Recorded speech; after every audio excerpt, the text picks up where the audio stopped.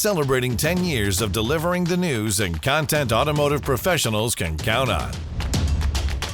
CBT News, 10 years strong. Subscribe today.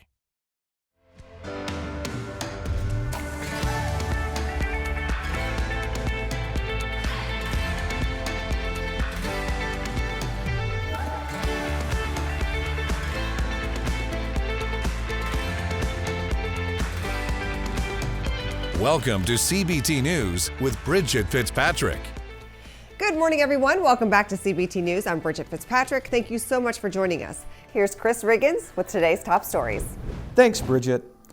Starting our coverage, a new consumer report released this Tuesday ranks electric vehicles as the least reliable cars on the market. Speaking to CNBC, Jake Fisher, Consumer Report Senior Director of Auto Testing, explained that automakers are using EVs as a technological test bed for whatever new technology they want to try out.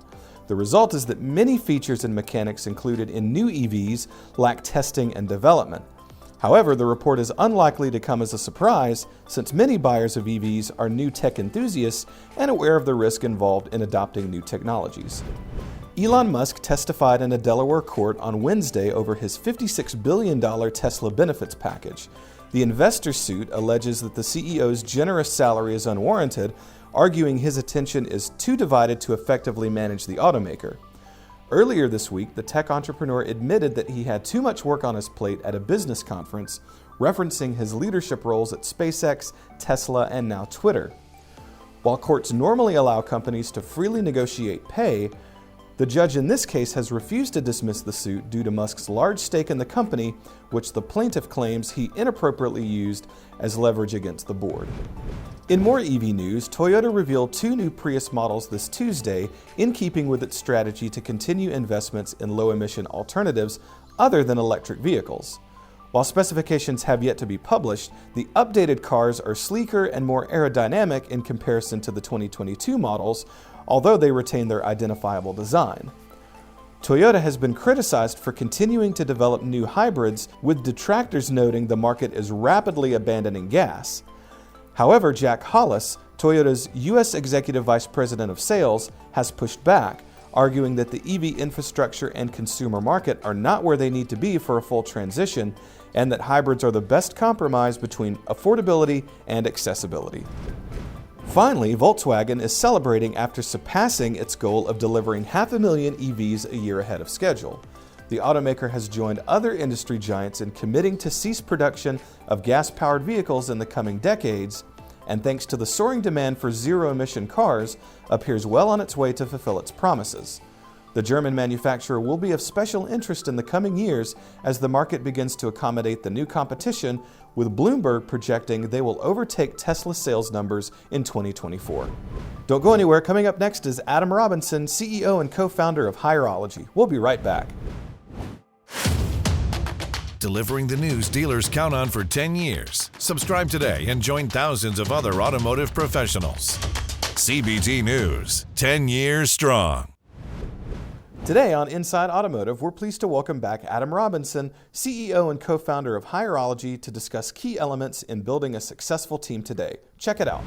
What's that going to look like, Adam, as we move further into 2023 and those lots start to fill back up and maybe gross profits start to come down, and all of a sudden we're looking at a different salesperson out there saying, wait a minute, I got to sell 15, 20 cars a month instead of 8 to 10 to make the same money, right? Have you heard that concern from your dealer clients? Yeah, it's the concern. I mean, but nobody's really talking about it publicly. I think, you can look at, for example, NADA published the preliminary findings from the workforce study. Right. And what it showed was compensation in automotive retail in 2021 was 27% higher than it was in 2020. Right. And, this in a year where the national average for wage inflation was about 6. Yeah. So our costs were, 4x the national average in terms of, costs for people. Right. And I think when you dig into the details when they're eventually available, what you're going to find is that on the variable side of the business, that comp growth was more like 60 or 70% higher. Yeah, that's and true. you know, you've got sales professionals in this industry are making life-changing money right now. That's right. It is not uncommon to see, you know, the top quartile of your sales floor making $250,000 a year or more. I know. Right now. I know. You know, and God bless America. It's wonderful, but it's not normal. That's and right. It's not going to stay. You know, also in that study, it showed that the turnover rate in automotive retail dropped by 10 full percentage points, from 44% to 34%, if I'm not mistaken. The headline makes you feel good. But who in the world would leave a sales job making $250,000 a year in an environment that I would describe as effectively taking orders from whoever's willing to pay the most money to get the one car you have to sell? That's not this business.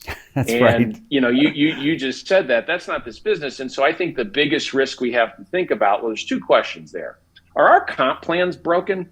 Because do we need to pay people that much money to take orders? Second, what happens when you're going back to inventory levels at norm, which, you know, we probably won't get there next year, but there's more competition for vehicles, right? And you have to go back to price. And boy, you know, when this gets hard, are people going to leave?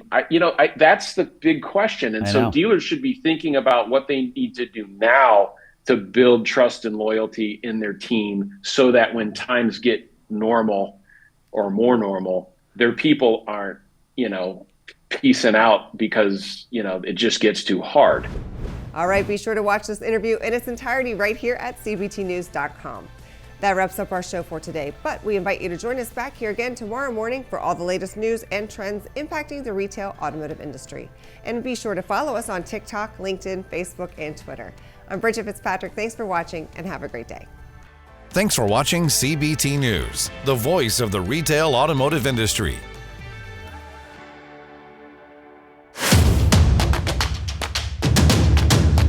Join the #1 most watched newscast in the automotive industry. CBT News, 10 years strong. Subscribe today.